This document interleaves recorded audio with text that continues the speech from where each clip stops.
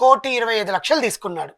ఒకటా రెండో కూడా కాదు, 1,25,00,000, 1,500,00,000 దగ్గర కాదు, దగ్గరగా. ఈమె ఎట్లా ఇచ్చింది ఆయనకి? నేను ఇప్పుడు అదే కదా అనేది. నువ్వు ఎలా నమ్మి ఇచ్చావు అంత డబ్బు? ఇప్పుడు ఈమె డబ్బులు తీసుకుంది, కాకపోతే కాస్త జీవితాంతం తోడుంటాను అని ప్రామిస్ చేసి ఉండుండొచ్చు. నువ్వు డబ్బులు తీసుకుని ఎదురు డబ్బులు ఇచ్చింది. మోసపోతే అదే అనుకోవచ్చు. ఎదురు డబ్బులు ఇవ్వడం ఏంటి? ఎదురు డబ్బులు ఇచ్చి కొనుక్కున్నట్టు. ఇది ఇప్పుడు కొనుక్కోవడం అని కాదులేండి, అమ్మాయి ప్రేమతోనే ఇచ్చి ఉంటుంది బేసికల్లీ. నమ్మి, ప్రేమ కన్నా ముందు నమ్మకం, ట్రస్ట్, అదే. ఆ పర్సన్ మీద ట్రస్ట్ ఉండి ఇచ్చి ఉండడము. ప్లస్ ఏంటంటే అతనికి రాజకీయ పరంగా కూడా జనసేన ఇన్ఛార్జ్ అంట కిరణ్ రాయ్ అనే అతను తిరుపతిలో, తిరుపతి అధ్యక్ష దానికి. సో పొలిటికల్ పరంగా అమ్మాయికి ఏమైనా యూజ్ ఉండొచ్చేమో, పిల్లల భవిష్యత్తుకి, పిల్లల స్కూళ్ళకి.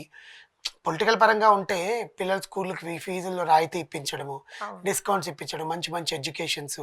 లేదా ఏదైనా టెంపుల్కి వెళ్ళినా, ఎక్కడికైనా గుడికి వెళ్ళాలన్నా, పైన కొండ మీదకి వెళ్ళాలన్నా, ఎక్కడికి వెళ్ళాలన్నా ఒక పర్మిషన్ రావడము, అవన్నీ ఉంటాయి లాభాలు కొన్ని కొద్దో గొప్ప.